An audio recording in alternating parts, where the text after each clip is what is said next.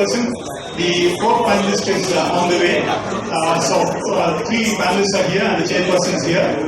So thanks for having come. We have got a decent crowd and a distinguished crowd of people. I must begin by acknowledging that, by saying that the plan for this, for celebrating the life of Praful Bidwai, this dates back to, excuse me, can people settle down, please? Will people please settle down? Okay. So the plan for holding this meeting actually began in July with a series of email exchanges. Ammu, Joseph, and started the process. We tried several times to organize in July itself, after we passed away in June, but somehow that didn't bear fruit. And again, once the book was published, we had another round of last round of dozens of email addresses, and finally we are meeting today. So I thank Ammu for her guidance in this. And now I'll request Darshana to introduce the panel. Thank you.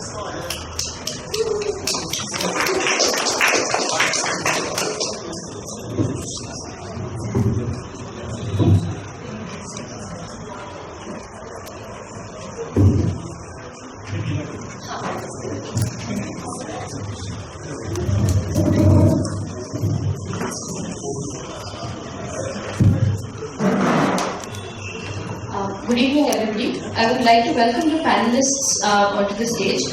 First, I would like to welcome Mr. Suvrat Raju. Suvrat Raju is a physicist on the faculty of the International Center for Theoretical Sciences of the Tata Institute of Fundamental Research. He is also a member of the Coalition for Nuclear Disarmament and Peace, and in that capacity, he has worked and written extensively on issues of nuclear energy and nuclear weapons. Mr. Suvrat Raju, we would like to welcome you to the stage. I would also like to welcome Saumya. Saumya works as Assistant Professor and Assistant Director, Center for the Study of Social Exclusion and Inclusive Policy at the National Law School of India University.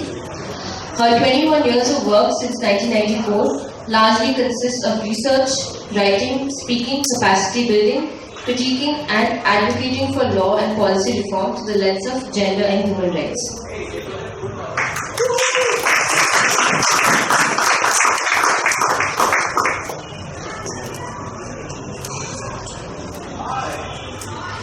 I would also like to welcome Mr. Nagaraj. Mr. Nagaraj has an MSc in Agricultural Science and has worked as a plant breeder and agricultural administrator. He resigned in protest against the firing on farmers and killing of 2 of them in Narbund and Navalgund in June 1980. He then worked in the Kisan movement and is now associated with agricultural workers as well as differently abled persons. He is a member of the State Secretariat of the Communist Party of India, Marxist. Mr. Nagaraj, I would like to welcome you to the stage. And lastly, I would like to welcome Ms. Cynthia Stephen as the chair for today's evening. Ms. Cynthia Stephen is an activist, scholar and trainer with a focus on gender, poverty, development and the rights of the vulnerable and marginalized. She has been involved at national and international levels on issues of women's rights, especially of the Dalit and subordinates. Her articles on these and related topics are widely published in online and special interest publications. Overall, she is a passionate advocate of the rights of the underdog. Ms. Cynthia Stephen, I would like to welcome you to the stage.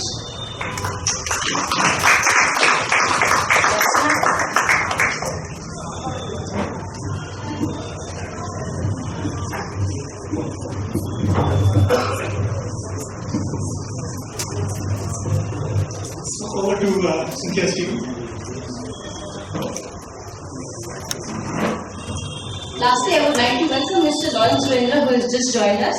Mr. Surendra graduated as a chemical engineer from Madras University, studied economic history at the University of London, worked in the area of science and technology policy at the Research Policy Institute, University of London, Sweden, and specialized in environmental and development economics at the Sorbonne University in Paris. He has worked with UNESCAP, the United Nations University, and UNESCO Bangkok. I would like to welcome Dr. Surendra to the stage.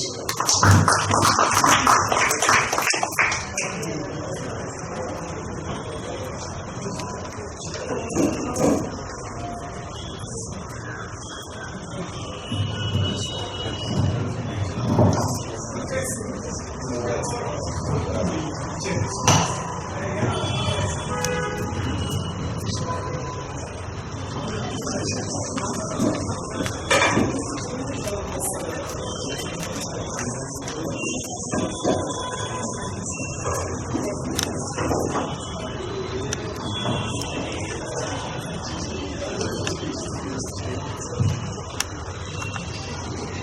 evening and a very warm welcome to this evening's event.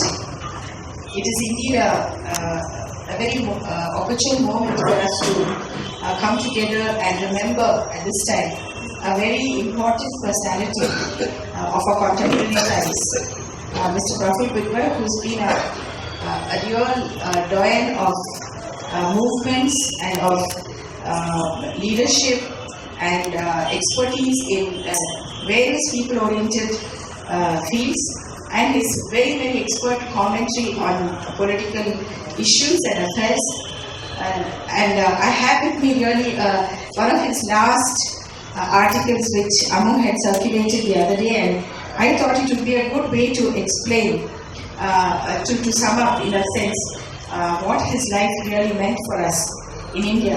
He had a vision for India. And he had a vision that was inclusive, secular, democratic, and in its own way very politically meaningful.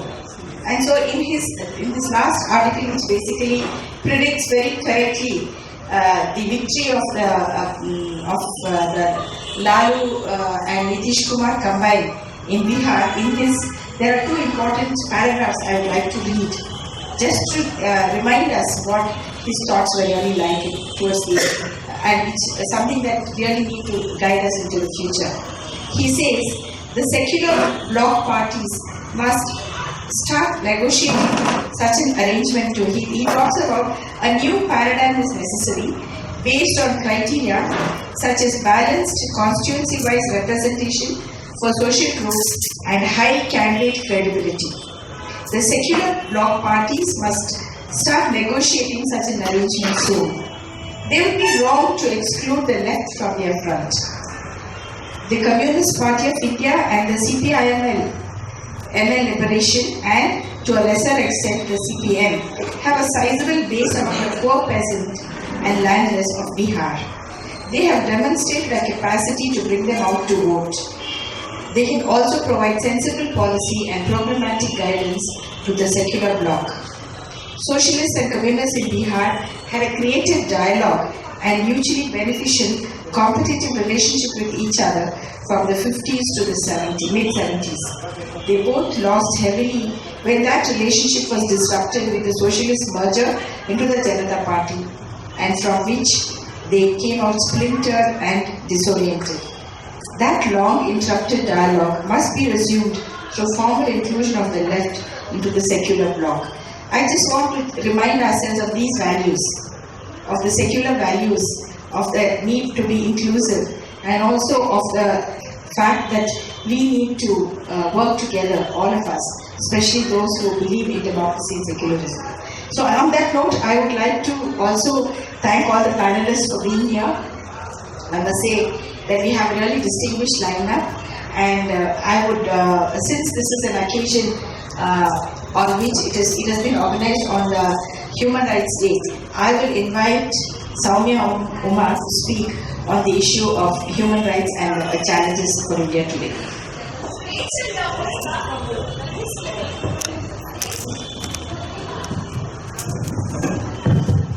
Before you start, I'd just like to say that we have about 10, maybe 12 minutes per panelist, and if there are any discussions or questions or comments from the group, we will take them at the end of the presentations. Each presentation. Anyone having any comments or questions can do so, can hold them till the end of the 4 presentations. Thank you. Okay, good evening, everybody. I thank the organizers for inviting me here. It's my first time in a very long time that I'm talking to people in, the NGO community and the activist community in Bangalore. I just recently shifted from Bombay to Bangalore and I'm working here, so I'm very happy to be here talking to you all. I've just been, the last few months, or maybe the last year, I've been thinking about the role of the state and the changing role of the state vis-a-vis people and people's human rights. And I just thought that some of those thoughts, maybe I'll just think aloud and, more in terms of things that could trigger some discussion among us. So some of the human rights challenges based on what has been the role of the state vis-a-vis people and people's human rights. And the first thing that really comes to my mind is a positive judgment which has come in today, this morning, and this is in the case of Suvrat Jordan. Some of you may know about Suvrat Jordan, who is more well known as the Park Street rape victim. She was gang raped in Park Street in Kolkata, and subsequently she was harassed. She was, by the goons, by also the political administration in West Bengal, which said that it was a deal that went wrong. They called her a sex worker and all sorts of things. And then the trial took place, and she was humiliated during the trial. And she's a very dear friend of mine, and I used to talk to her, and I remember the last day of her cross-examination, she was very, very depressed because of the way in which things had happened. And she said, I thought that criminal law amendments had come in and things would be better. So why aren't things better? Why am I still being humiliated in court? And she passed away some months back. So she isn't here today to know that her rapists have been convicted.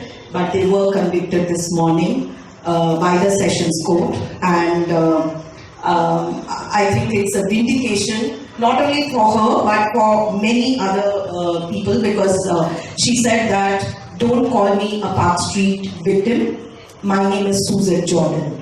And I think that speaks a lot about the person she was and how she inspired others on the issue of sexual violence and pursuing justice for sexual violence. So I think it's a positive note that I want to really start with. But at the same time, we know about violence against women increasing. I mean, if we think that December 16th incident is one of, we know that there have been similar incidents.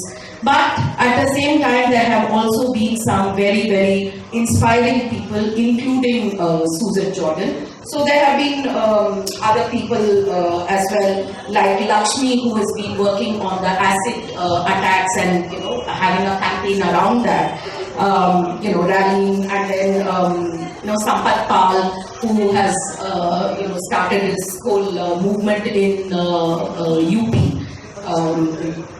So there have been Bhavri Devi, Bilkis Banu, so many of them. But what troubles me even on the issue of violence against women is what happens when the violence is inflicted by state forces. So we have Kunan Pushpara, for which there has been no justice. We have Manorama Devi, for which there has been no justice so far. We have Vakapalli incident which happened, for which there has been absolutely no justice. So when it comes to state forces which commit violence against women, it is still very, very difficult, if not impossible, to get justice. And that is one of the main human rights challenges. How do you make the state forces, public officials accountable? One of the other things that was troubling me was something I watched on the Facebook today. And I'm sure some of you would have also seen this clip. It's a clip that's going round, making rounds right now. And it's a clip of a woman. It's a faith healing kind of a clip where this woman who has 3 broken, 3 slip discs. She can't walk, and she's brought onto the stage, and both her kidneys have failed.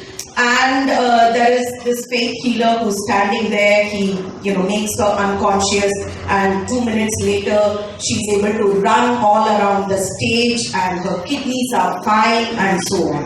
I'm sure we have seen many of these. But what really troubled me was the kind of euphoria that the people had. And there must have been like 10,000 or 15,000 people. They were all jumping, shouting, cheering, and they were euphoric. And that was extremely frightening and scary, because it shows to us that we are moving further and further away from rationalism, and we are moving, more and more towards faith healing and miracles and God men and God women and all of that. So that really is also a human rights challenge, because if we look at Kalburgi being killed, or Davolkar or Pinsari, and we look at how rationalism is being looked at, how scientific temper, which is something that the state is supposed to promote, because the constitution asks the state to promote scientific temper, and instead what we have is a promotion of superstition and miracles and so on.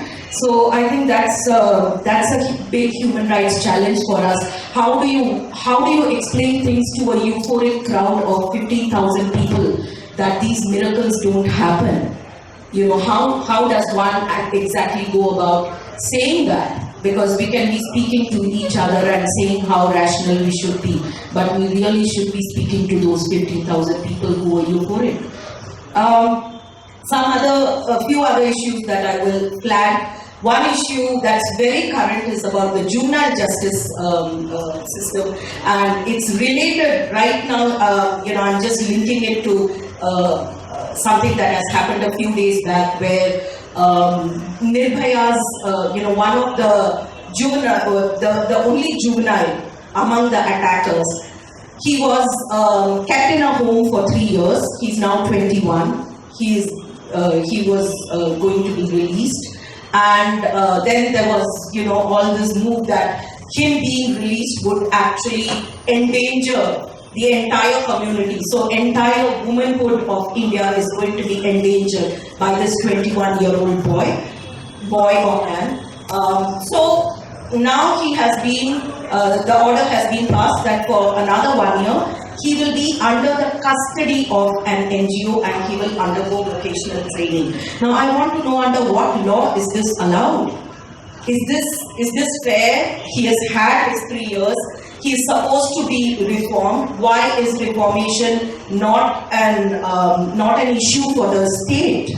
And after 1 year, is there again going to be an outrage about him being released, unleashed into the public, and frightening or threatening the security of all women? Is he going to be kept under custody forever? And why are we, in terms of our criminal justice system, and particularly the juvenile justice system, why are we moving away from rehabilitation, and why are we moving more and more towards deterrence, or more and more towards retribution? And then the entire world is moving the other way. So that is again something that's a challenge to us as to how do we arrest this particular trend.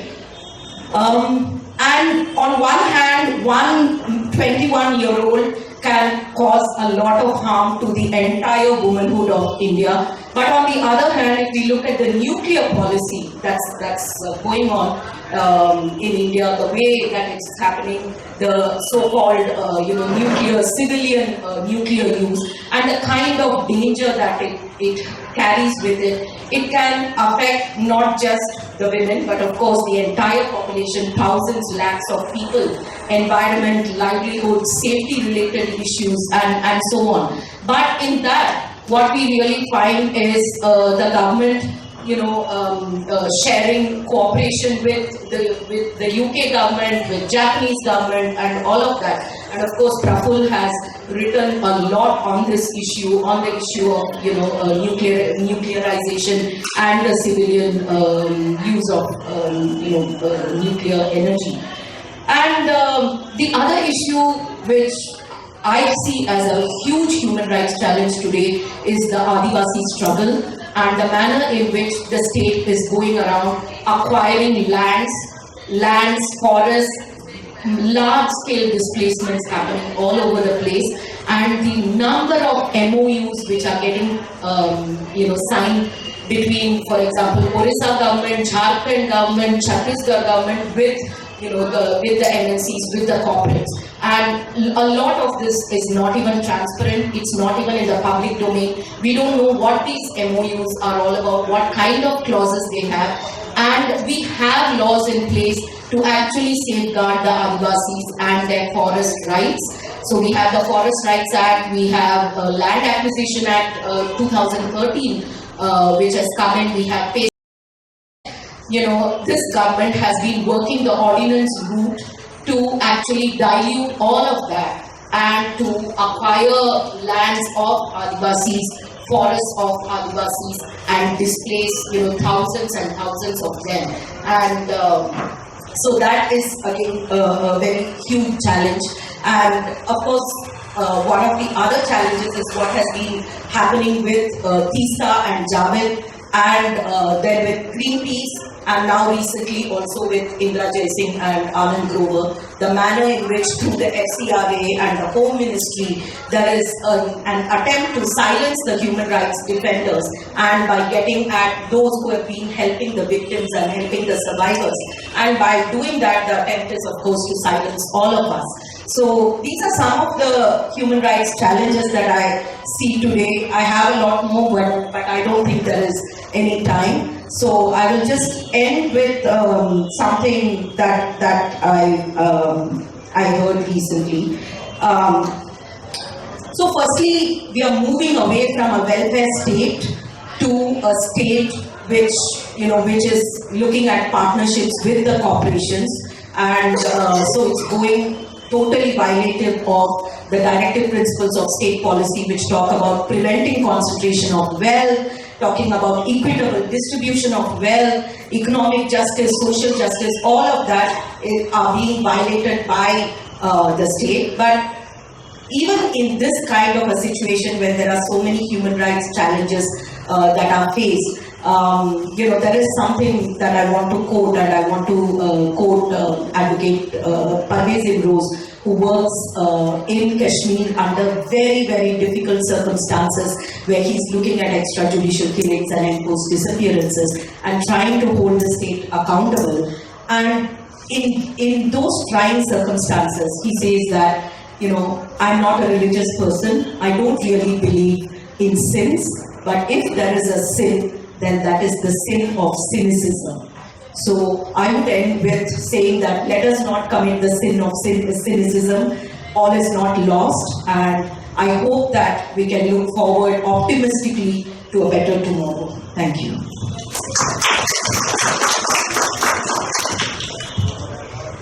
Now may I call upon thank you.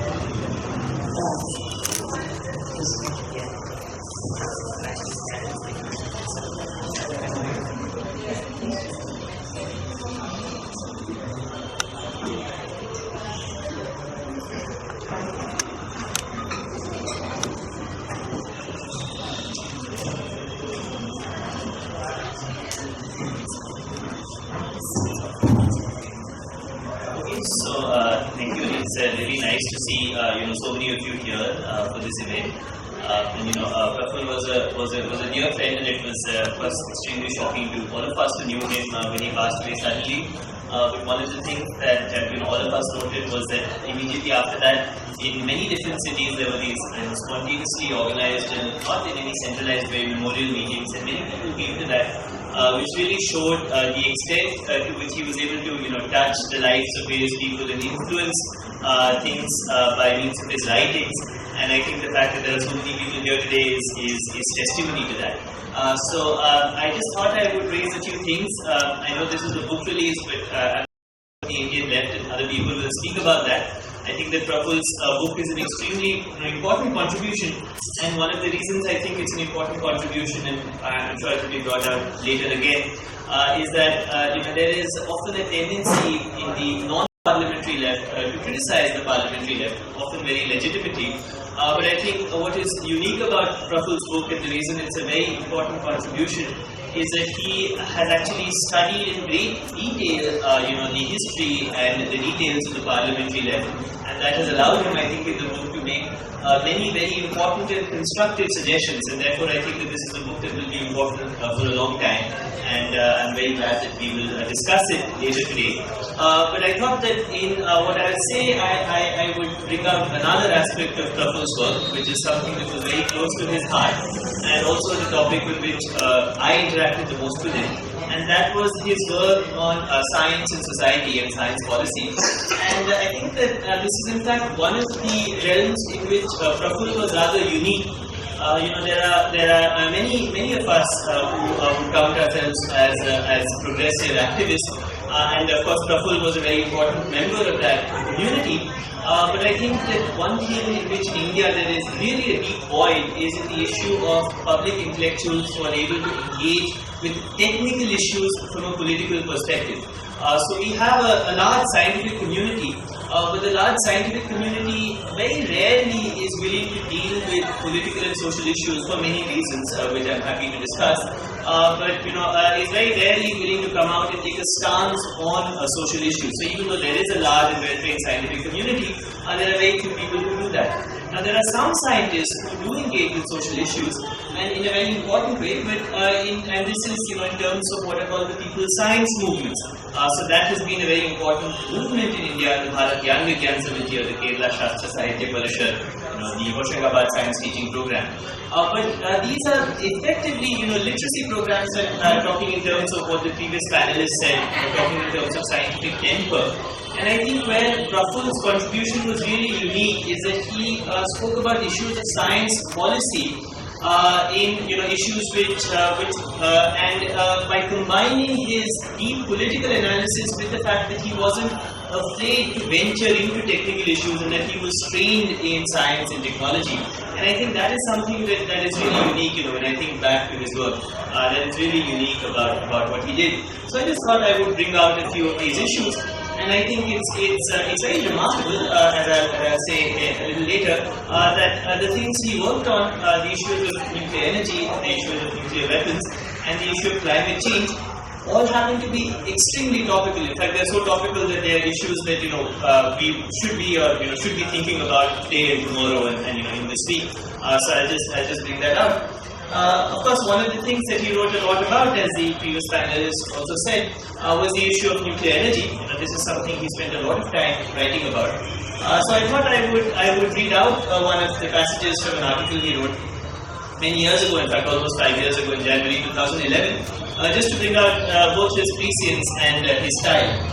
So this is an article about the Jaitapur reactors, and he says, so I'll just read it out. I hope you'll bear with me. It's not very long, and I think it's very illuminating.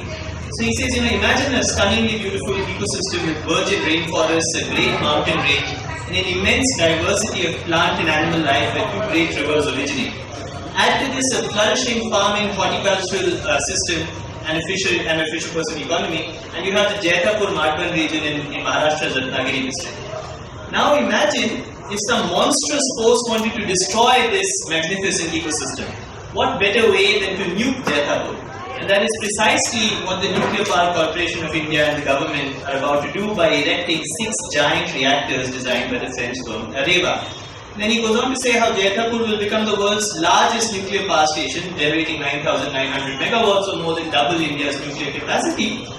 But he also says that it will replicate on a much larger scale the economic disaster called the Enron Power Project by generating electricity that's 3 to 5 times costlier than power from other sources. And it's no small irony, if a cruel one, that the Enron plant is also located in Ratnagiri district. However, Jaitapur will be a nuclear Enron capable, like all commercial atomic reactors anywhere, of undergoing a catastrophic accident similar to Chernobyl in Ukraine in 1986. And the consequences of a reactor core meltdown are so enormous as to be wholly unacceptable. And such fears are not alarmist. Scientists and engineers who have designed, operated, or licensed nuclear reactors have written tomes warning us that all of them are susceptible to terrible accidents. The risk would be far higher in Jaitapur because the project is in a seismically active zone and based on a reactor design that's untested and unapproved. Areva's European pressurized reactor bristles with problems and hasn't been cleared by any nuclear regulatory authority in any country yet. And then he talks about, how in a recent visit to Jaitapur, the state has unleashed savage repression on the local people who have sustained a strong movement against the project. It routinely arrests and serves externment notices to peaceful protesters and promulgates prohibitory orders under Section 144. So it's a short passage, but I think it really brings out issues that are of burning importance. And the reason this is an issue of burning importance is that the Japanese Prime Minister Shinzo Abe is about to visit India I think tomorrow.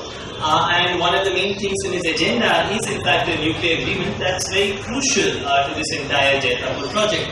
And as Praful very recently pointed out in these short passages, this is a project that has tremendous problems. One of the major ones, of course, is the issue of cost, because these European pressurized reactors that are going to be installed there are things that cost up to, if you look at constructions elsewhere, up to $10 billion a piece.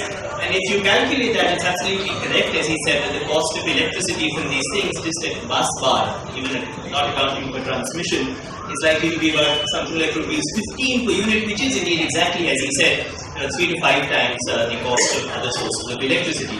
So there's a tremendous, economic throwaway that is happening here, which is happening exactly where Enron was located. So he was absolutely right in Christian 5 years ago in pointing out that this was a nuclear Enron. But also, the other issue that's important is the issue of safety. And as he said correctly, all nuclear reactors are susceptible to accidents, particularly the untested design that's being installed in Jaitapur. This design is also one that's being constructed in a French locality called Flamanville. And just a few months ago, the same company, Areva, that's building the Jaitapur reactor, announced that they had found serious problems with the reactor pressure vessel in Flamanville. And therefore, that construction, which was already behind schedule and over cost, would have to be redone again. But it does generate serious issues of safety, and that this is the reason, in fact, why Abe's visit tomorrow is important, because the reason, this Japan-India nuclear deal is required for the Jaitapur reactors is that one of the only companies in the world that can manufacture this reactor pressure vessel is what is called Japan Steelworks, which has the capacity to manufacture these huge vessels. And this is the reason, Abe's visit is crucial. And this, this reactor that they manufactured, this pressure vessel they manufactured, or part of manufacturing, has already seen a problem in Flamanville, and therefore we should be extremely wary of what, the kind of agreements that Modi and Abe are going to sign. Of course, the media will not discuss these issues, about how these reactor pressure vessels have seen a problem, but Praful was right in talking about them. And of course, the other reason why all of these issues are very important is because I think they really bring out, in some sense, the hollowness of democracy. If you look at what was happening in Jaitapur and what Praful pointed out and saw firsthand, in fact, they have a very nice booklet called Porting Nuclear Disaster in the Konkan. Praful and S.P. Shukla and I think Emil Ramdas were part of a fact-finding committee that went there. And they pointed out correctly that local people who live in that district are served these things called externment notices. In fact, I didn't even know till, when I first heard about this at the same time that there was a way you could just prohibit, the district elected could just prohibit somebody from entering a district. And and then they would say, that these people are outsiders. Of course, when Sarkozy wanted to go and visit there, and these people from Areva and France wanted to go and visit there, they weren't outsiders at all, and they were welcomed with a red carpet. But people in that district who had legitimate fears, as we can see, about the cost and the liability and the concerns about safety, were just completely shut down and continue to be shut down. And so I think that this issue is very important in bringing out issues of economics, issues of technical safety, issues of democracy, and we should talk about it more. But I think these are very important and also topical issues. The other thing that has been happening recently that we heard about today was the issue of the resumption of talks with Pakistan. Of course, this is something that Praful wrote about a lot because I think this is something that he was involved with also, this whole issue of people-to-people contacts between India and Pakistan. And one of the things he pointed out repeatedly was that one of the key issues in India-Pakistan talks, which as far as I could see is not on the agenda, in these recent resumptions, is the issue of nuclear weapons.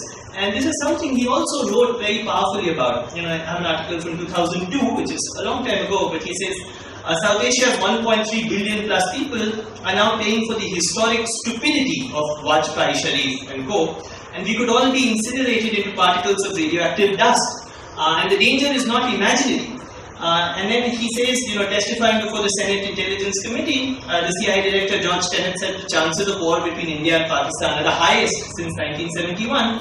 And he said that if India were to conduct large-scale offensive operations into Pakistani Kashmir, Pakistan might retaliate with strikes of its own in the belief that its nuclear deterrent would limit the scope of an Indian nuclear counterattack. And one of India's few genuine, thoughtful, strategic experts, I'm quoting, General V.R. Raghavan concurs with this assessment. He says a limited conflict with Pakistan is likely to escalate to the nuclear level. And in fact, this is very correct and something that has not been brought out in this recent discussion. And that's because one of the important developments that happened just a few months ago, when there was a discussion of the Pakistan-US nuclear deal, was that Pakistan announced that it had deployed what are called tactical nuclear weapons. So tactical nuclear weapons are these things called battlefield nuclear weapons. They're not meant to destroy cities, but they're meant to destroy armies. So these are things that are maybe 100 times weaker than the bomb that was dropped in Hiroshima. They have a yield of maybe about 100 tons or so of TNT. And these weapons have the danger that India has for a long time propagated what it calls its Cold Star doctrine, that if there was to be another terrorist attack, it would have a limited offensive into Pakistan, but it would limit its offensive in such a way so as they could cut it short just short of provoking a full-scale Pakistani nuclear attack. And the Pakistani response to that is that, okay, so there won't be a full-scale nuclear attack, but there will be this limited nuclear attack by means of these tactical nuclear weapons. And of course that, as Praful pointed out very correctly, can very rapidly escalate into a full-scale nuclear war. And so these are issues which really need to be discussed, and this whole idea of deterrence and how it can be destabilized by the development of these kinds of smaller nuclear weapons are things that need to be on the table, and these are things that Praful pointed out repeatedly. In the same article he talks about how a single nuclear bomb dropped in Mumbai or Karachi would end up taking the lives of millions of people. And this is something that needs to be discussed most urgently. In fact, I think it's a much more important issue, the issue of nuclear policy and this issue of tactical nuclear weapons, than the issue of terrorism, which is what people are focusing on. But that's something that's not on the table, and I think it's very important, to bring it back on the table, as Praful pointed out repeatedly. There's one last thing, I'm running out of time, so I'll stop fast. But of course, one of the other things that all of us have been reading about in the past few weeks is this Conference of Parties 21 meeting in Paris on the climate change agreement. And this is one more thing that Praful wrote about. He wrote about it very powerfully and very clearly and lucidly. He writes about it in his book as well, where he criticizes the left for not having developed a radical ecological critique of capitalism, which is very important. And of course, we should talk more about these positions, and perhaps the next speaker will bring out what is written in the book about these climate issues. But I just wanted to, conclude on a personal note. This is something in which I myself am rather confused, and I used to look to Praful's writings often because when he wrote about what happened at Copenhagen, where India did not resist his movement away from the Kyoto Protocol. And then he wrote very powerfully about what happened in Durban, where he talked about India's political failings and inability to push forward a radical program which would get together people from other developing countries and get them together on a common platform. And it is in moments like this when you read when you have events of this kind happening. That I really miss the clarity that he could bring to some of these articles by understanding a lot of the issues. And so I really hope that this is a void that some of us in the room will be able to fulfill. And this is really a burning need. This ability to be able to combine technical knowledge with political and social analysis. And I think that would really be a fitting tribute to his life and work if someone were to take on this mantle and were to fulfill this very important role. So I'll stop here and we can discuss.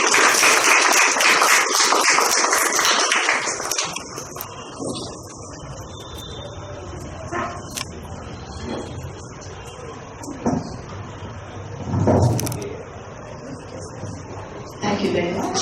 I won't take much time, but I'm really grateful to you for your very good and quick summing up of one area of important area or two important areas of Praful's work and life. And now I would like to call on Mr. G.N. Nagaraj.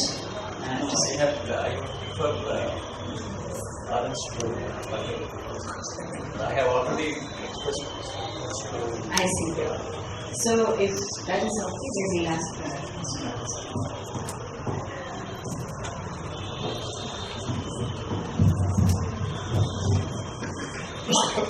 First of all, I must thank deeply grateful to Mr. Jairam pulling me out like out of the hat and say, can you speak to me? It's to me personally important because I was out of the country and I arrived June 24th and I was very tired and I went to sleep and there were phones was continuously ringing. And when I saw whom the calls were coming from, I had something that happened to a close friend. And then I discovered Praful had passed away. And I would have loved to have gone to the memorial, but I couldn't, like many of my friends. I see a few asked to others here. And it's a void that this country cannot fill. It's not a personal void, like Suvrat, Raju so perfectly, so correctly said. It's not a void, it's a personal void, it's a knowledge void, it's a political void. It's definitely a void that cannot be filled because I think it was a rare individual as a journalist, as a public intellectual, and as a person who worked on science, technology, policy. When I asked the organizers, asked Jairam, I'll be the last speaker, one because I was coming from Kengeri and I live in Mysore and I can't negotiate Bangalore traffic. So I thought I'm not arriving back and I did that. And then I thought the other speakers were all speaking on other dimensions related to human rights here also. And I had offered to speak about Praful. Fortunately, our good friend Anil Chaudhary sent me a copy of the book from Delhi, which I managed to read. I'm not reading it in full. So, in 10 minutes, I just want to say, first to a younger audience here, Shubha is sitting here. At one point, we wanted to publish all of Praful's writing. And thanks to CED, the entire collection of 5 years back, I think, all that he had written came in a big box.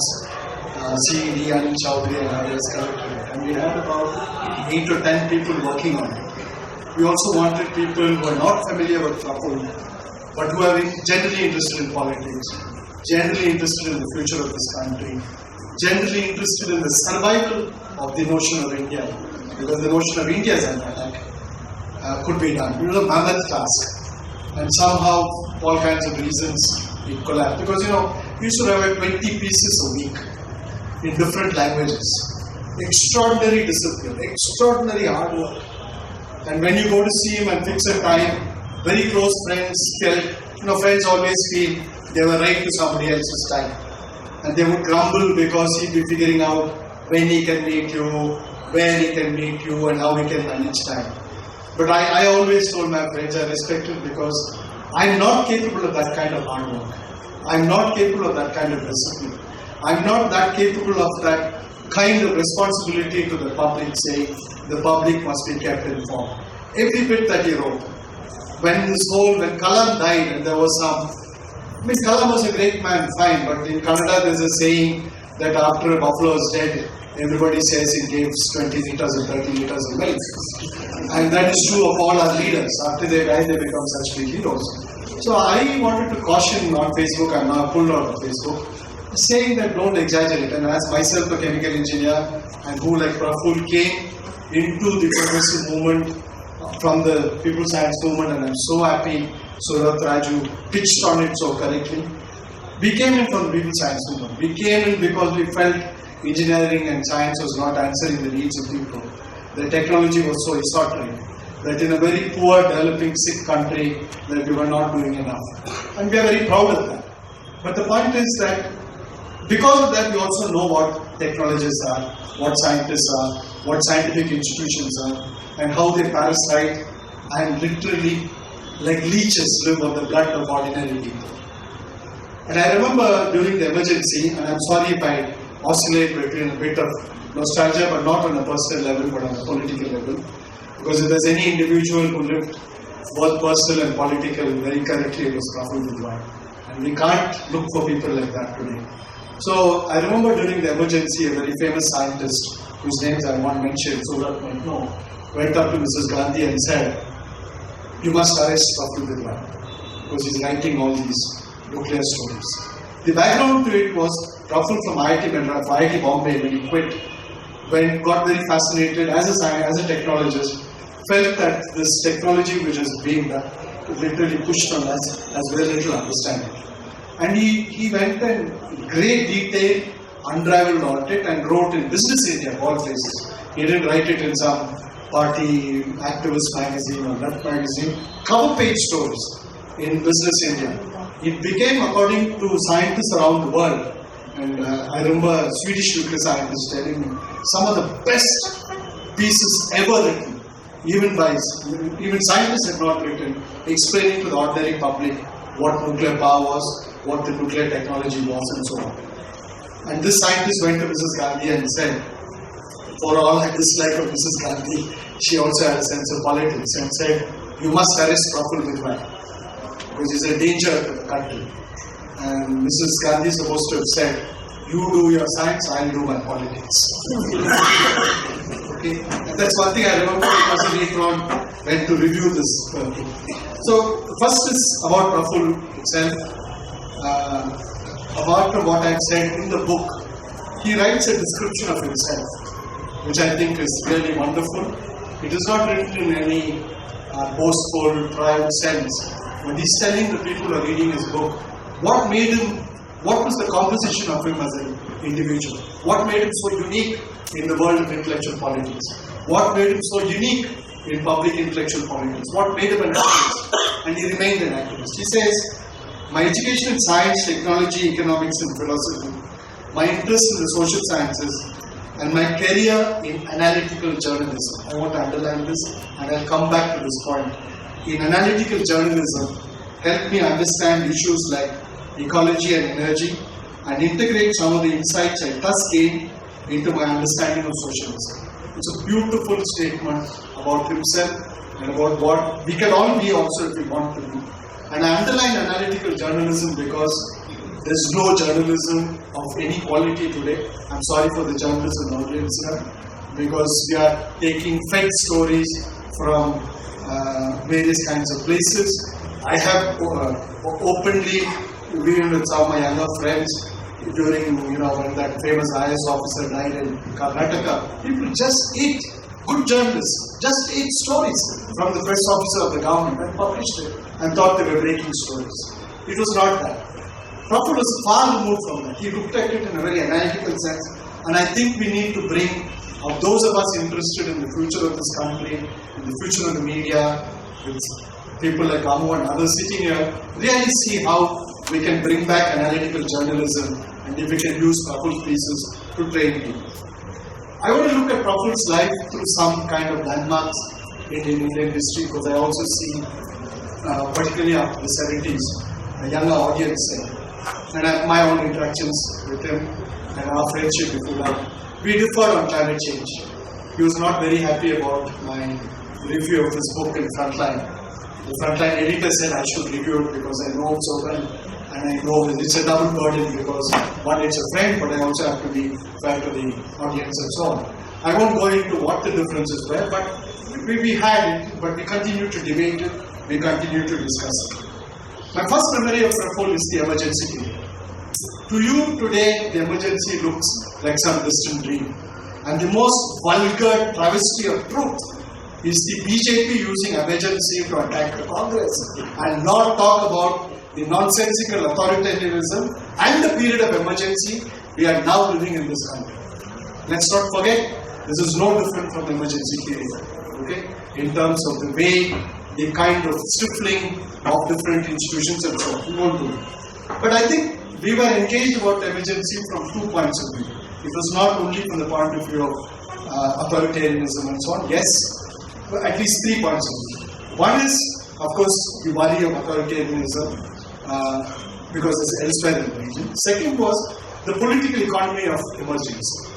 Emergency was also a breaking point in the way the industrial capitalist class of this country broke away from the feudal agricultural part of political governance and then tried to regroup itself. And that regrouping is going on. And that political economy is extremely important. And we've also forgotten that political economy. Post-emergency, of course, and the third part of the emergency was the response of the left. And I was living in Bangalore. We've had very good discussions with our comrades in the CPM and so on and so forth. Everybody knew some form of emergency was coming, but we were ill prepared for it. And when it happened, we couldn't explain. And, of course, the elections, other things happened. But then even then, Praful had some very important and very good analytical insights from his tremendous grasp of both Marxist theoretical reading and political economy in analyzing the emergency not from a surface phenomenon, not purely as form, but as content. Come back. The other part is Bhopal, where again, the kind of things that he wrote, in a book I then published from Hong Kong called Bhopal / Industrial Genocide, ? We had put together collections of one of the sections is Praful's writings, because it contained all the writings within 1 month of the accident that was written in the Indian press, selected and put together because people outside didn't know. The next and landmark issue, if you look at that span, is the Uruguay round, WTO, agriculture and intellectual property. All forgotten discourses today. We are not even looking at it. But things are going on. The Doha round is going on. All kinds of nonsense is going on in the Doha round. Intellectual property is being undermined thanks to people in ALF like Lawrence Liang and others, and a few others still writing in the front line. Intellectual property issues are on the radar. But intellectual property issues which have very, very, very serious implications for public health. Very serious implications for the cost of health, for ordinary individual people. But it's being done in the most subversive manner, and there is very little writing on it, very little engagement on it. It's tremendously critical for the future of the health of this country at a period when health budgets are going on. Science and technology, of course, climate change, Babri Masjid, the destruction of the Babri Masjid, and what happened afterwards, which relates to what some of the points that Saumya made, where a calculated attempt was made to create a very irrational, anti-rational culture, which is still being done. What the television debates, in some other talk yesterday I was saying, two weeks if you close down television, India will have a new lease of life. 2 weeks. I wish all the television stations were in Madras. They're also functioning. But 2 weeks if you close down, there will be a fantastic intellectual lease of life in this country. But anyway, if you don't want blood pressure, don't read it. In this book, let me finish with this book now because that's what we're supposed to speak on. I'm speaking to Praful in a sense. I think you should read the 10th chapter. It's of course, I met him while he was doing the book. And he was very depressed because Modi had come to power, the whole thing looked very bleak. And I joked to him and said, laughter is the best weapon in these times. I said, Praful, come on, don't take such jokers so seriously. They will not last very long because we know their record in Gujarat. I've done field work in Gujarat, I know what it is. And let's not elevate people beyond what they are just because the image is created. It's an ad-created Prime Minister we have. Okay? So don't, when we joke, we laugh. And he was very grateful, he was very happy. He said, thank you so much for cheering me up. And that's the last I saw of it. But the discussion around it was, of course, one, he was really hoping the left, and I hope Comrade Nagaraj will speak about it, will start engaging into questions about the options for the left. And I think it has to be done. The next last part we want to close is the final chapter about the kind of agenda for change. We can nitpick with it, we can disagree and so on. But I think what we can do, maybe out of this meeting, maybe out of Bangalore, maybe out of the people is, if we can start slowly working on a people's charter, a people's kind of manifesto, in which different people can contribute and slowly build it up. We need very badly a central manifesto around which we can debate and build a future rather than continuously react, because that's exactly what the current ruling regime and the BJP want. They want us to be constantly reacting to them and not go into positive. There I think Praful has plenty of thoughts in it. And last part, I'm also a sympathizer of the left. I'm quite close to the CPM and so on, and I'm very happy about it. He criticizes the vanguardism of the left. But I also want to say that we should criticize attempts sometimes not maybe reflected to the CPM, but sometimes some left leaders tend to do what I call the other famous Leninist concept, the notion of tailism, that you want to tail. And there, if my Bangalore friends don't misunderstand me and my ALF friends don't misunderstand me, Kuma's Constitution Day is April 15th, the day of Ambedkar's birthday, not November 25th. Sitaram Yechuri made a brilliant speech in Parliament saying why November 25th is not Constitution Day. But that gives you an exact example of how the state is diverting people's interest into its own political agenda and interest, and we should not do this kind of tailism. Let me close, I think, for too long, Cynthia. I'm very sorry, but I'm like Praful, I had to be everywhere around the place. Thank you very much.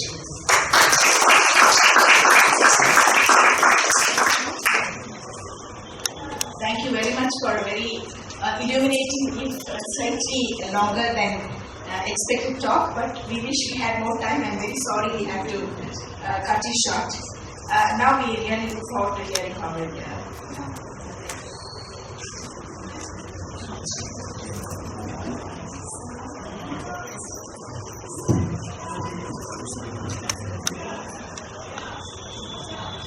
Well, I thought actually, I did not know it is a picture of this discussion panel or something like that. I thought the entire panel will be discussing on the question of challenges of left and but say, and also because I just did not, I have not read this book. And that's why I wanted Mr. Raju to speak about it first, so that I can respond to it, since I know every country's book. But say now I have to do it out of hand, kind of a thing. Of course, I have met say Praful Bidwai several times and had several interactions, and both with Praful Bidwai and Raju in the 90s, I can say. But that was already 2 decades back. Afterwards, we somehow could not continue the interaction because we could not meet frequently. And I am very much impressed by his personality, and this continuously I was reading him in the columns that he would write. And suddenly he was a very friendly critic of left. And even in this book, of course, I have seen some articles, I think, written by him, which might have been, say, expanded into this, say, book. And, say, therefore, any criticism of any kind about left and its activity, or communist movement and its activities, I should welcome. Because, say, we have to continuously learn, innovate and renovate, and then only we can, say, address the problems of this country. And, but in this juncture, say, when the centralization of both economic and political power is happening at a very rapid pace, and then say the corporate world is taking turns to say in all kinds of spheres, including the cultural sphere. When say when that is happening on one side, and as already been indicated by many of the earlier panelists, that say there is construction of democracy. And this construction of democracy or attack on human rights of the people is also happening at a pace. And in such a atmosphere, it is a challenge before the entire people of the country, and therefore it is a challenge between, say, thrown upon, say, something like all the democratic minded sections of the country, and of which left is a part. Left is a part and a significant part. And say one of the say statements that Praful Bidwai was making is left is indispensable to the health of this Indian democracy. This was continuously, he held that view all along and wrote about it also in plenty. And therefore, say, he was also saying if left is not there, we have to invent it. That's what he was also saying. And therefore, left is indispensable. As long as this centralization of both economic and political power happens, and as long as this attack on human rights and democratic rights happen, left is indispensable to defend the democracy and also to defend the rights of the people in various spheres. And in this, say, many times, say, people, I think, say, Praful himself, say, writes about it, about the space that the left had from the earlier part of our independent India, that is between 50s and 80s, you can say, that there were socialists, there were, of course, the communists, then there were liberal democrats, kind of a thing, who were part of Congress or, say, some other party. And then also, say, the Ambedkar, followers of Ambedkar. Say, all these, say, streams were there, streams of the left were there.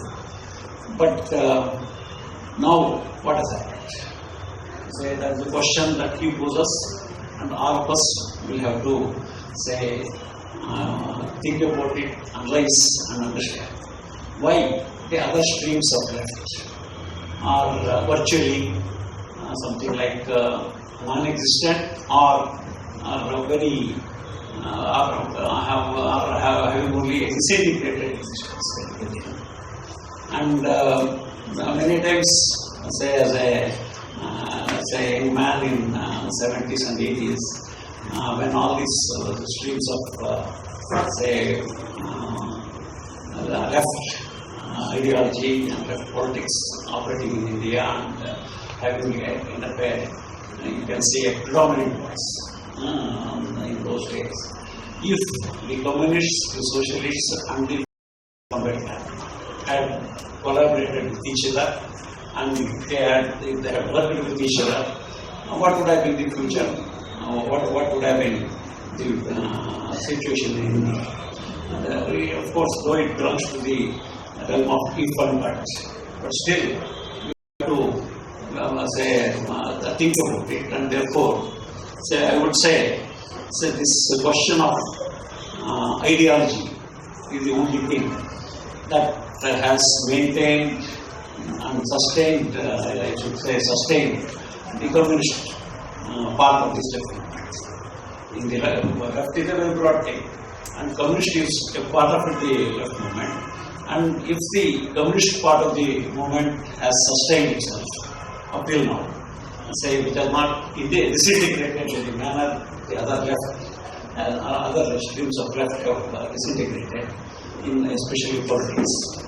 Of course, in the civil society there will be various streams of left, say as he was calling non-political left and things like that. There may be various streams, but say in the political left there is a disintegration beyond communist part of the movement, and but of course the decline of the communist movement after things like that he writes abundantly, and of course so by seeing the size of the book I was amazed. So such a lot book about say the communist movement, because he is focusing and the parliamentary caste according to whatever he calls. So I don't agree with that kind of terminology. We are not parliamentary caste.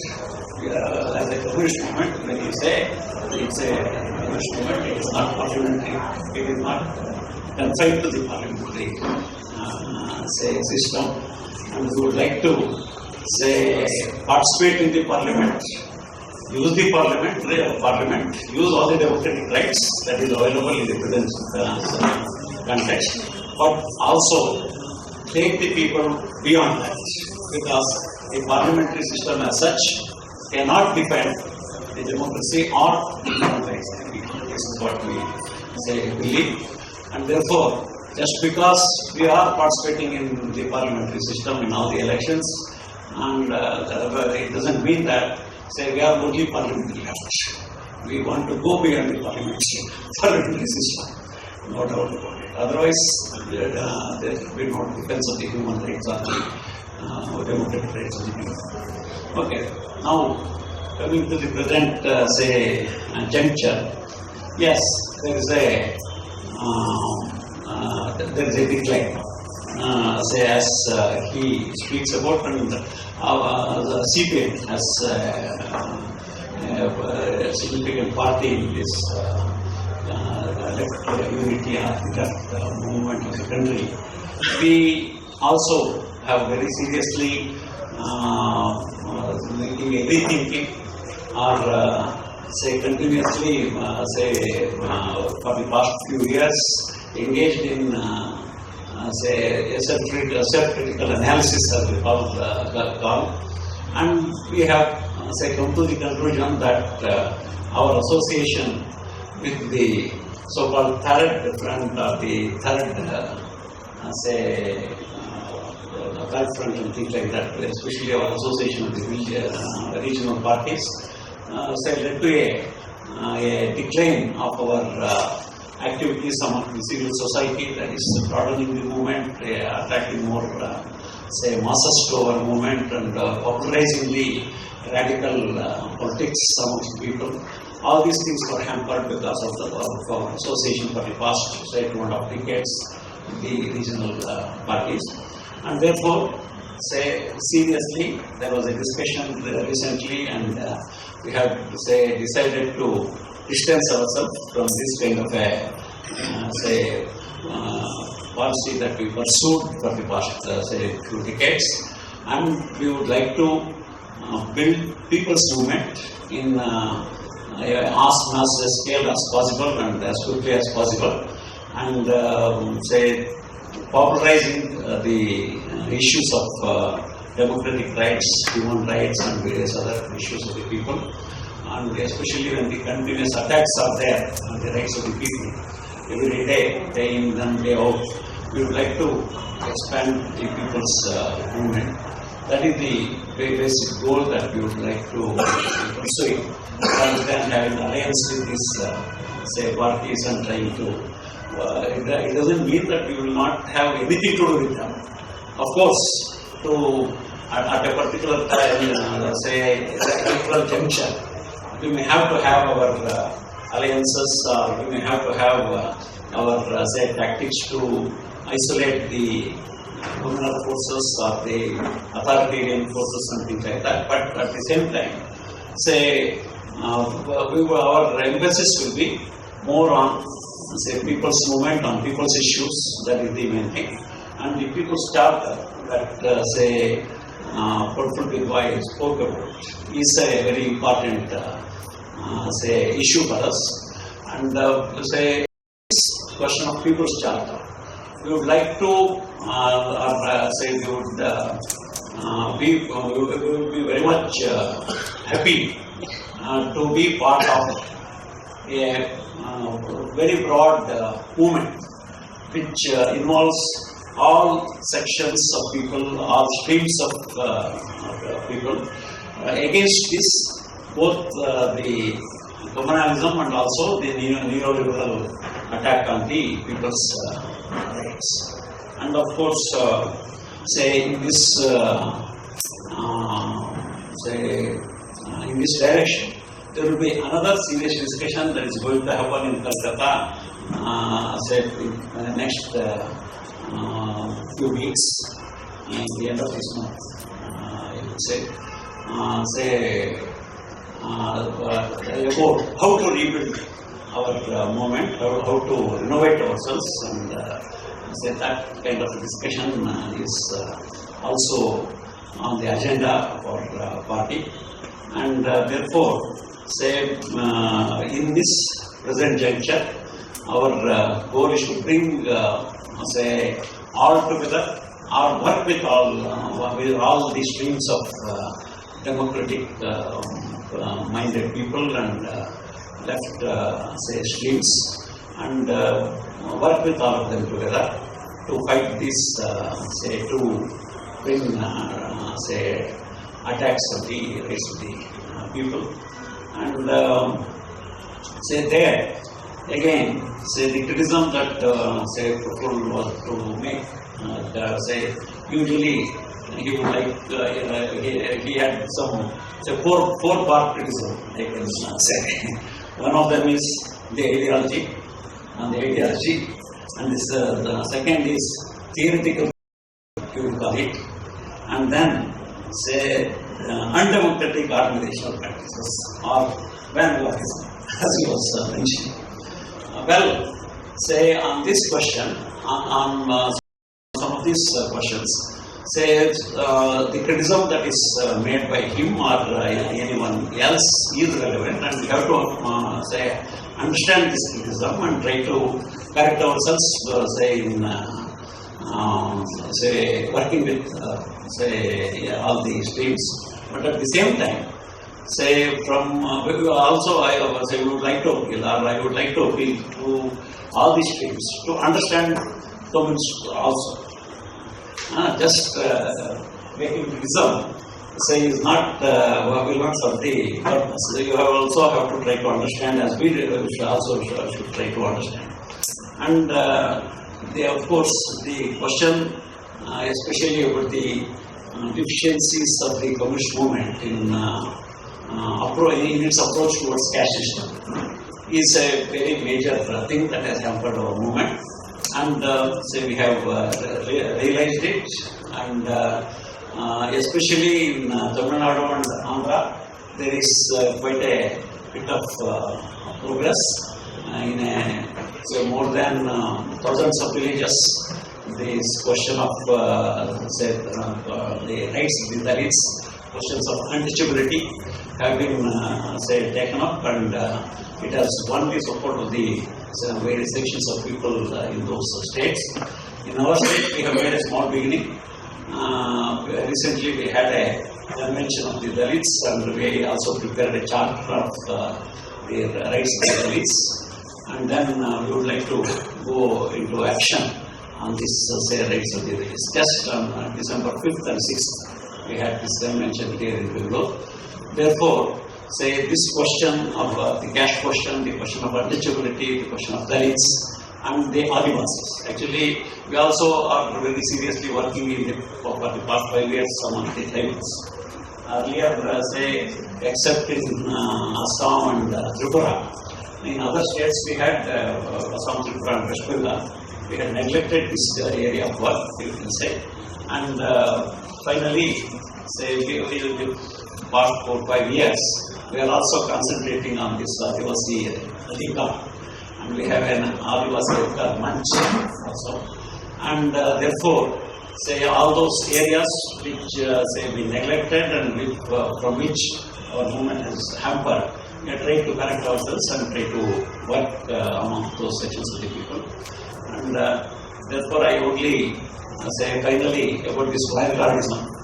I will only say, when you have a highly centralized economic and political power attacking the rights of the people, so you also have to have a very large movement, very large mass movement, and the splinter movements say will not help or will not go a long way in say in attacking this centralized power or trying to say bring down that centralized power, and therefore you have to have very large organizations of people, very large organizations of the masses of people. And in such a situation, say this vanguardism which has been one of contention, say is something that will have to be understood in this context. Of course, at the same time, say this vanguardism should not deteriorate itself into lack of democracy, and therefore the question of democratic function of democratic initiative of the masses. Democratic initiative of the masses is a very important thing, and without the democratic initiation of the masses in these agitations or struggles, then it will deteriorate into a bureaucratic functioning. And therefore, say vanguardism is something which is necessary, but at the same time, we have to guard against degenerating into bureaucratic operators. Thank you.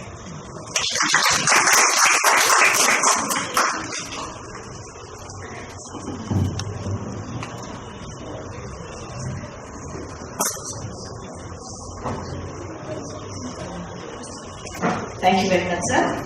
And before we go into the question session, there is going to be a very brief release of the book, and I request Mr. J to please come forward and carry this. Yes. Just hold it up, that's all. You just need Just to hold up the book. Okay. As little.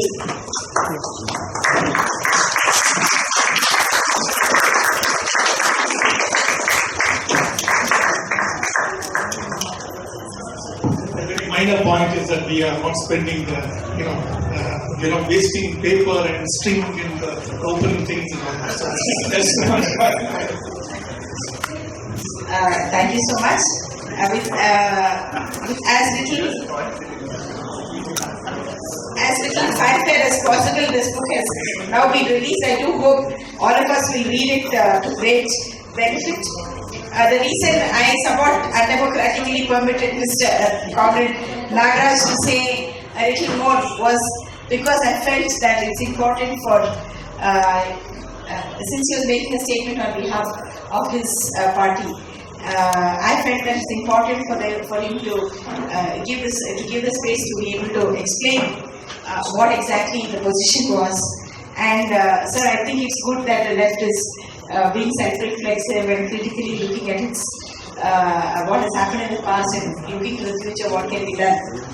In addition to this four-part critique, I would suggest that there is one more area which the left has not taken seriously enough in its ideological practices, and that is the entire question of gender, which is even more glaring and even more of a very harmful situation for them, and perhaps there is a need to really think on those lines as well. And I would, as a person who's also very committed to movements and to justice and social inequality and exclusion, I think we need the left to take the lead in this area.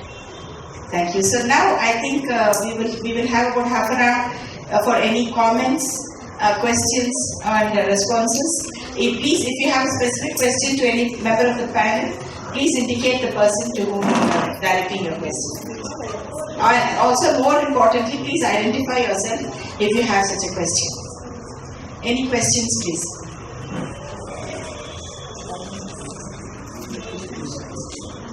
Mike will come to you.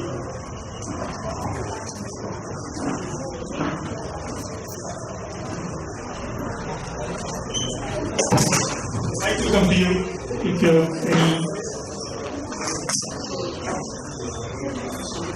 Please don't think. Be rash to be the first. What about you? No, the youngsters. Come on. So what's pretty from the air? Thank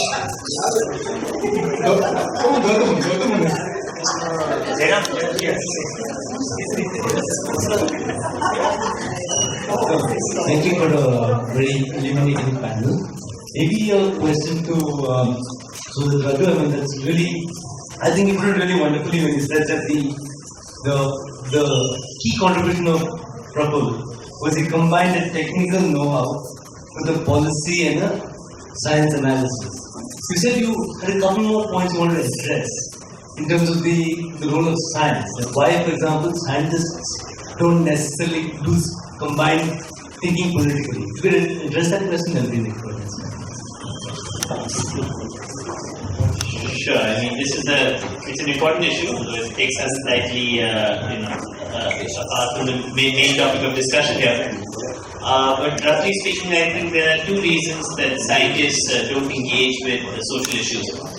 One of them has to do with a very powerful sense within the community of not stepping out of your field of specialization and being very concerned about stepping in or venturing into fields where they don't have the expertise that they do in their narrow fields. And this is something that's strongly encouraged within the community. Like Feynman, Richard Feynman, who is a very well-known theoretical physicist, Nobel Prize winner. I think even within Nobel Prize winners, one of the well-known theoretical physicists of the post-Second World War period. He writes in his memoirs, which maybe some of you have read, surely a joke from Mr. Feynman. He writes about how when these people were engaged in the Manhattan Project, he started wondering about all of these issues and what was the consequence of what he was doing. And then he would go out for walks with this other famous mathematician, John von Neumann. And von Neumann told him, that he's not responsible for the world that he is in. And so he shouldn't think about that. And therefore he says, and I quote, I have developed a very powerful sense of social irresponsibility. And I have been a very happy man ever since. And I think that this is it's emblematic of a tendency in general to try and ignore the social consequences of your actions. And within the scientific community, this is something that's very strongly, pushed for, where people are strongly encouraged not to venture into trying to look at the social consequences. And I can give you many more examples of this.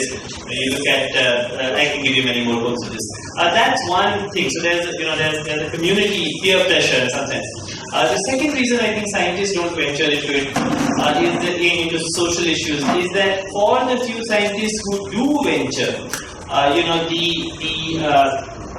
the punishment, so to say, is severe. So, I can give you many examples, but let me give you one which is in the public domain. There are many of these things which happen privately.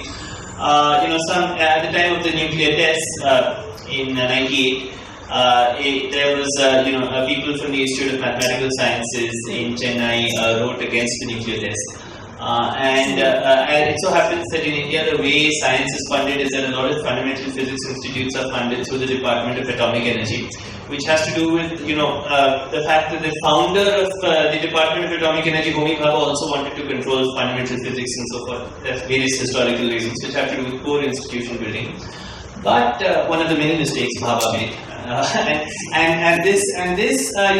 fact is that at that time, when they wrote about it, the Department of Atomic Energy tried very hard, and put in writing that there should be a clause in the service contract which prevents people from criticizing the government, of these institutions, because they're all government institutions. And they wanted the administration to take action against the faculty. Now the mistake they made then was they put it in writing, and therefore there was a reaction where people responded and many things happened, and in the end they couldn't do something. But after that, these are pressures that keep happening, and they don't put it in writing. Just to bring it back to Praful, about a year ago or so, there was a petition, actually at the time of these Kudankulam reactors, talking about corruption in a company, in a Russian supplier that was supplying equipment to Kudankulam reactors. And this person called A.G. Gopalakrishnan wrote an article. And then we organized a large scientist petition on that. Maybe 60, 70 scientists signed it. And very soon after that, the Department of Atomic Energy started calling up directors and telling them, to rename their faculty. and which directors did. They talk. Now, none of this is in writing. So if you try to go and say, how are you being so undemocratic? They said, you're not being undemocratic. But they are. These pressures come in, and these pressures are very closely tied into issues like grant funding. The government is not at all afraid to say, if you don't renew your faculty, next time your budget comes around, we will cut it by 30% or 40% or whatever. And so these pressures are also brought to bear. So I think that there are two factors. One of them has to do with this sense of social irresponsibility which is encouraged, and the second has to do with the fact that for the few people who are able to break out of that peer pressure, there are these more concrete pressures that are put. And so I think these are two factors. There are of course many. No, I just want to say that I agree with Suvrat's characterization, but I think we need to look at it from what has happened post 1990 with globalization and so on. Because in the 80s, some of us wrote about the rise of the new middle class and what has happened and so on. There's a new middle class phenomenon that has happened, which has also affected the professions. The professions are not insulated from what's happening in larger society. There is, even if you take at the level of university salaries after the 7th Pay Commission and so on, they have become the leisure class also. And the leisure class is very unwilling to engage in problems of society. And this has also happened in our scientific institutions. Our scientific institutions have become also part of the new middle class. They are part of the new so-called cultural liberalization and so on. So that is one. The second is that public institution funding has been under tremendous attack. Other than direct issues, if you look at the way education funding goes, the way science goes, it has been under tremendous attack and funding has come down. In Bangalore, 18 colleges closed down the science department. Not one scientist in this so-called IT city even murmured. It's happened 2 years ago. So this is a larger phenomenon of what I call the de-intellectualization of society that's happened through the process of neoliberalization and globalization.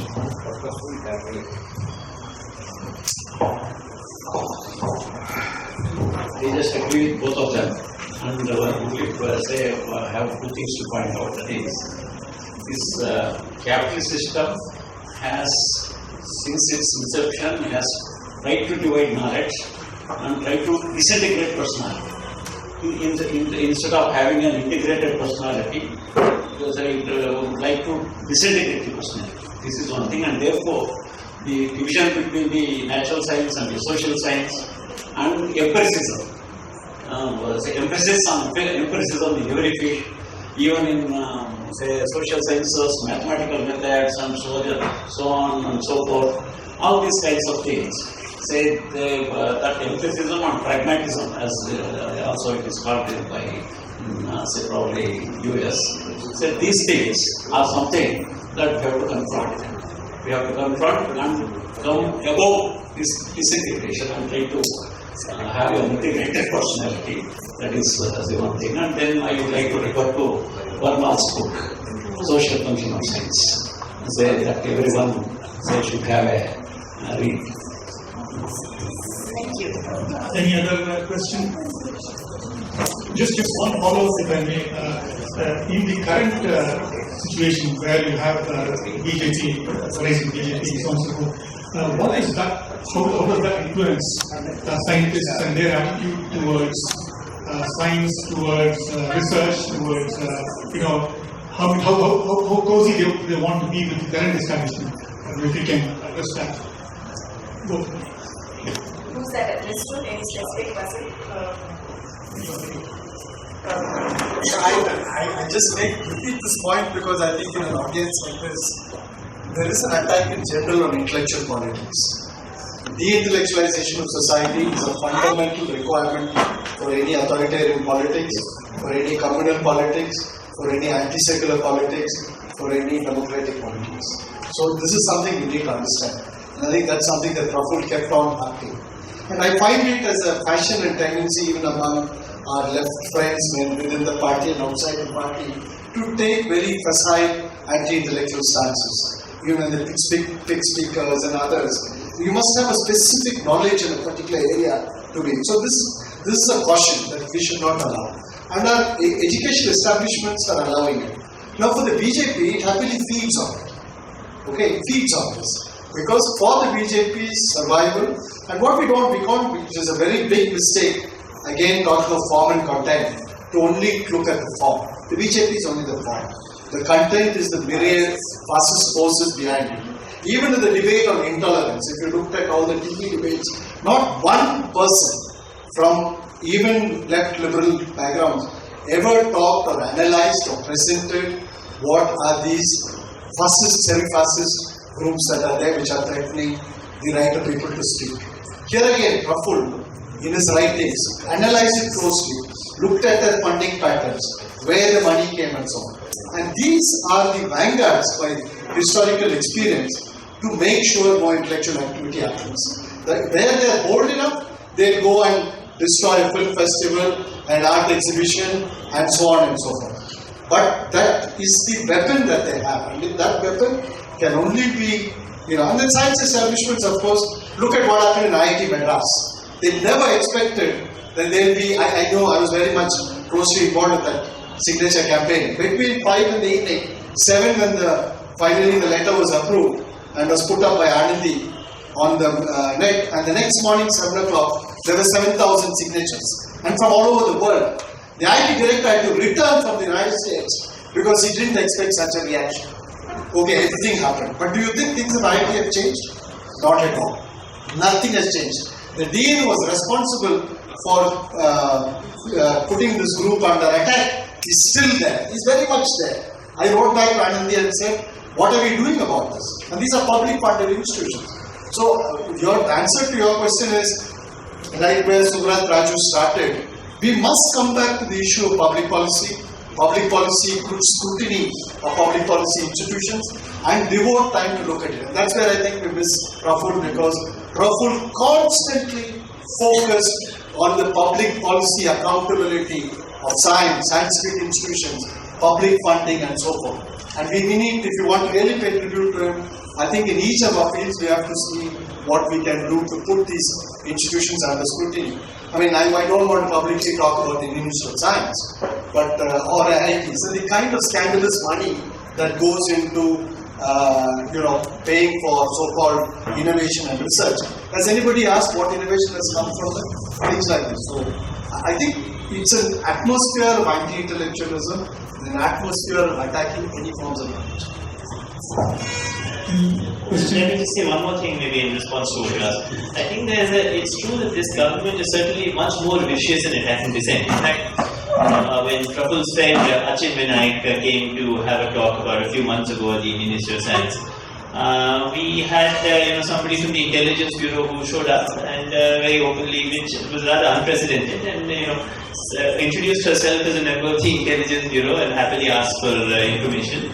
And in fact, we even asked her why she introduced herself. She could have pretended to be somebody else, and she said, no, I think this is the best strategy. In my previous job, I pretended to be somebody else, and then someone in my church found out I worked for the government, and my cover got blown. And now I have decided that I will openly announce myself and ask you for information. And so please let me know when these events happen. And I think this is something that's rather unusual, that for somebody, when someone comes to give a talk on issues and someone from the IT shows up, but it's happening. But that being said, I think that one has to be clear that the previous government was also extremely bad about this. Whatever I was saying right now about the DAE putting pressure or the government trying to repress dissent was happening under the UPA. So the UPA was very vicious about repressing dissent either. Of course, Modi takes it to another level, but I don't think we should have any illusions about the previous system. Questions, please. Any other comments, questions? You probably have something.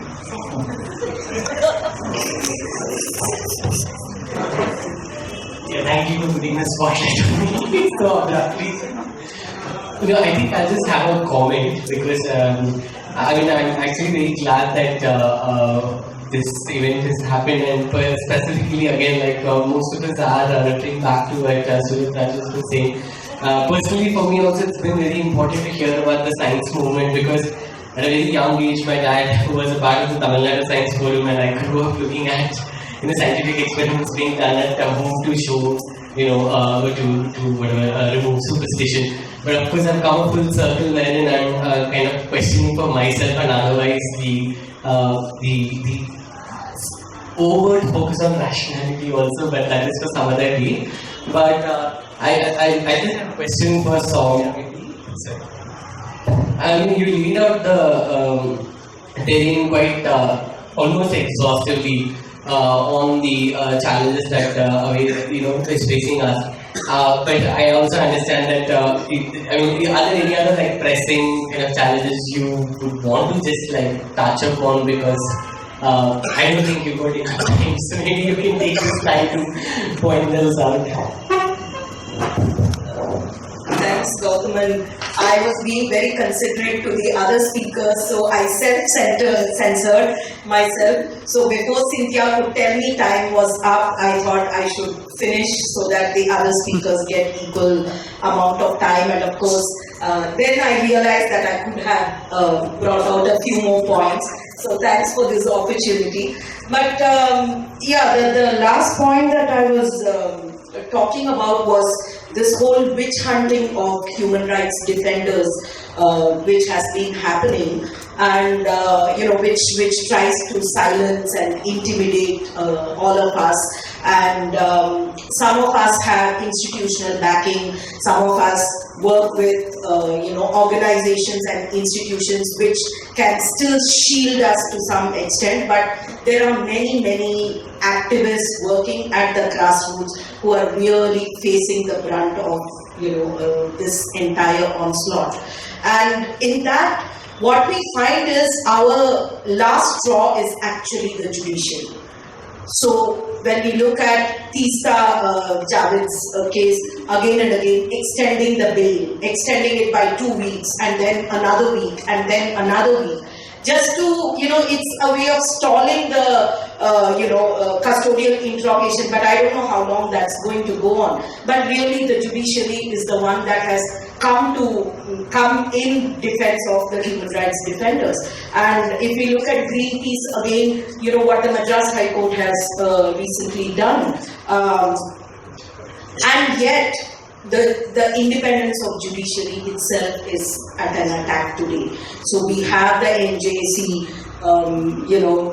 that attempt where, an attempt for the executive to actually try and have a say on appointment of judges to the higher judiciary. And if that happens, that is our last straw, and we lose that last straw. I'm really not sure even at this point how independent are the judges in the Supreme Court and in the various high courts. But even the semblance of independence that we have today, or even a few judges who may be independent today, we may lose that if something like the NJC Act and the kind of amendment that they were trying to bring in comes through. But fortunately, for the time being, at least the Supreme Court, through its judgment, has actually pushed back that and rejected that amendment and said that, sorry, you cannot tamper with, with the appointment of judges. And the collegium system will continue, but the collegium system has also not really worked satisfactorily, which means, the judiciary is also introspecting how to improve that. So there is hope. At the same time, it hasn't been, it's very, the independence of the judiciary continues to be at a threat. So I think that's another thing. And of course, there are two laws or legal provisions that we have been campaigning in terms of repeal. One is Section 377 and the other is AFSPA. And both of these in their own ways have been very, very draconian, and they have affected people in a large way. And we cannot have these laws or legal provisions in a democracy. They just have no place. And yet, we had, tomorrow we are going to be looking back, at the Suresh Kaushal judgment, at ALF. And we are going to be looking at how there has been a setback, from the Nas judgment to the Suresh Kaushal judgment. How did this happen? and now we again have one ray of hope with people like Jaitley actually speaking positively, and will that really take us anywhere is something that's yet to be seen.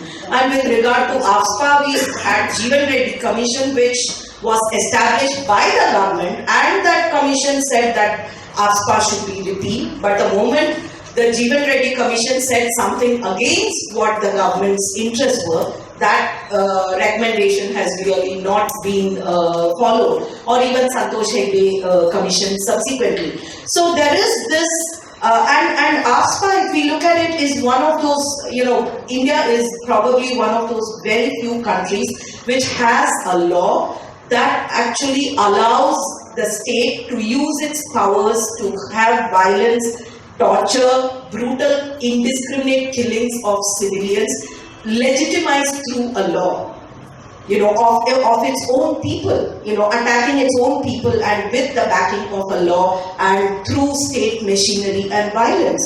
And that is something, and of course it's not that if AFSPA is repealed today, we will, that's the end of state impunity. It is not. But AFSPA has contributed to this climate of state impunity, and that's really also something that needs to go. And the last point, which also Lawrence referred to, was this whole thing of intolerance and cow worship and beef ban, and the Dadri killings, which have happened.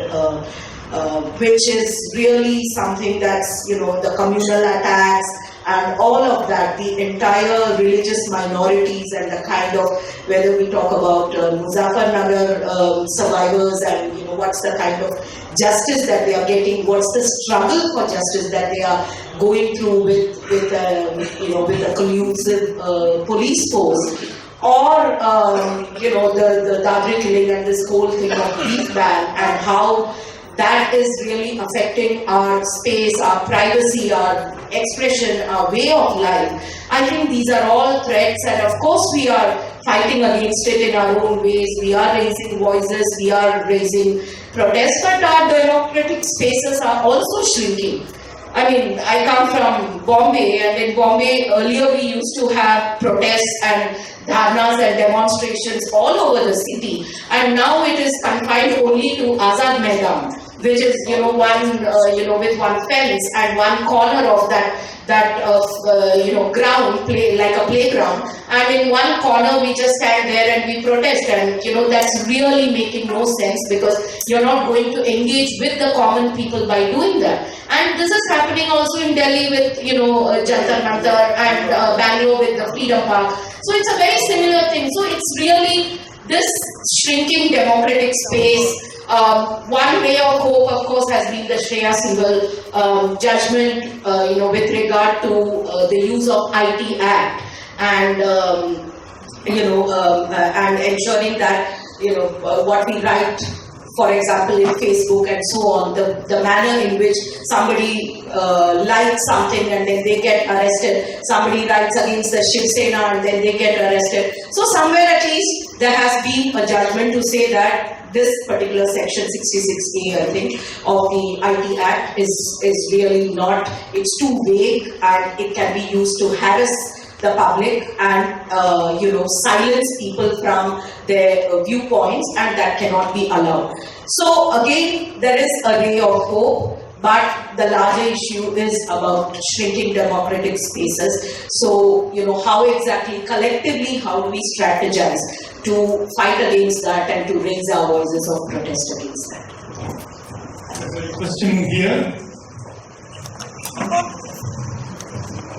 I have kind of a question and a comment. Basically, my name is Surendra, and I work with People Science Movement, Bharat Gyan Vikas Samiti. So, one part I think in the discussion, particularly in education when it came, I think it discounted one part, is how RSS is very successful in certain ways, which perhaps other sections are not in that way, that they have been able to have their own private education systems custom made for different areas.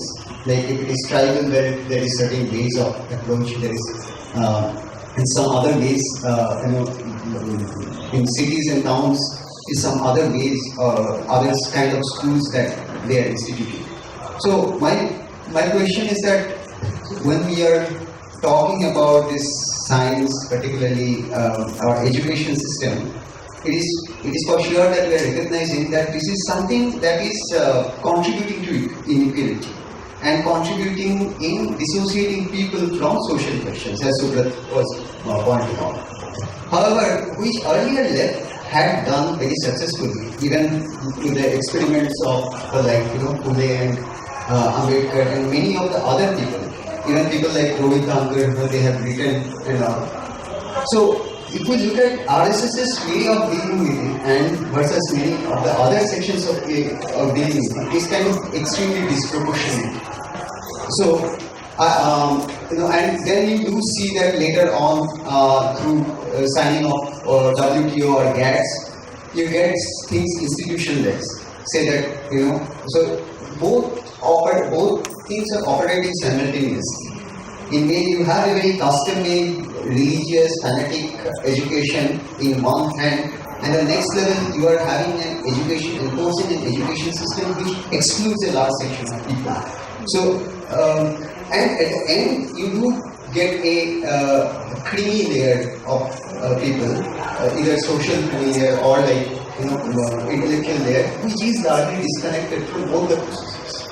So I don't know, this part I found that could perhaps concentrate on more in terms of, because people science movement and other organizations have did this small scale Hosangabad, as Suvrat was saying, small scale experiment to see that how people can be engaged in these processes to understand both socio-politics on one hand and natural phenomenon on the other hand.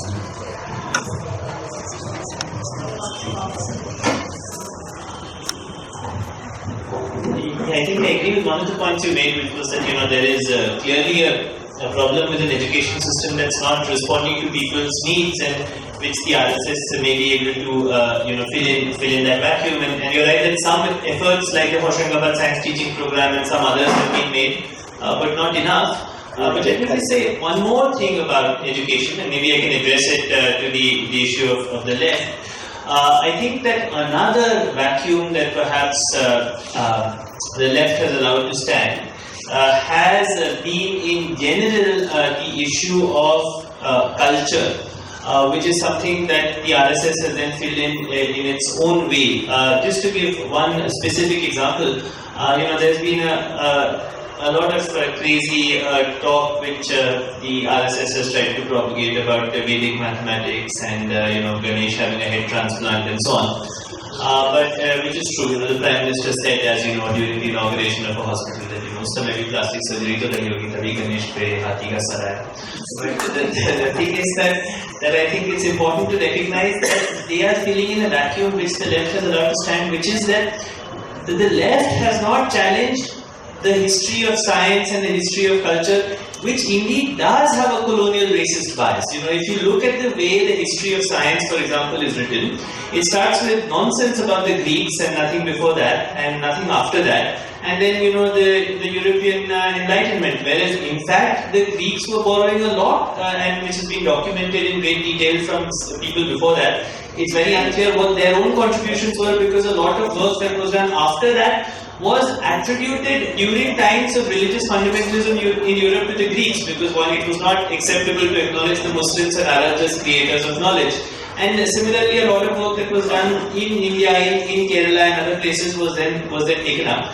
And I think that one of the problems which the left has had is that it has not challenged a lot of these colonial notions, and that has then allowed the RSS to fill in this vacuum with its crazy anti-rational ideas.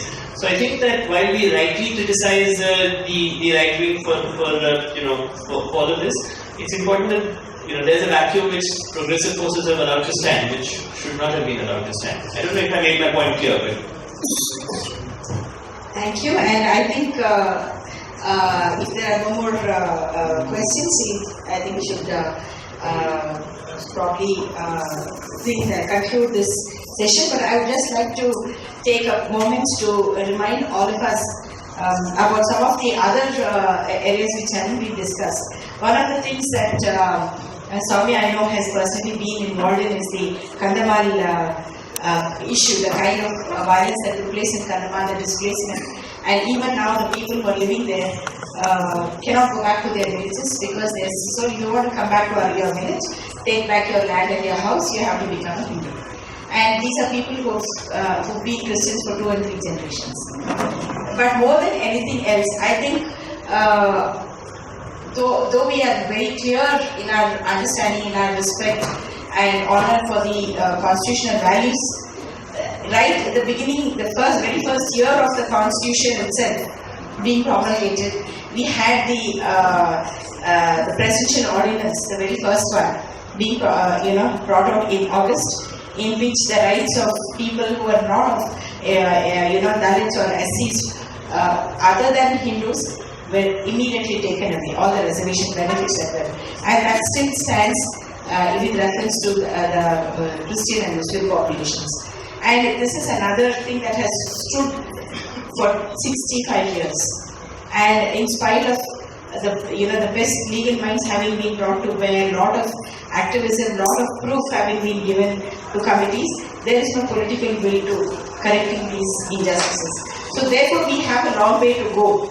But all I can say is that we are all here together, and the fact that young people are sitting through these events and having things to say about these matters are really heartening, and we just want to remember with gratitude those who have gone before, especially people like Praful Bidwai, who have really done a huge amount of work to promote rational thinking, democratic values, people's knowledge and mobilization. And at this time I would like to also thank each of the panelists for having given their valuable thoughts and being here with us.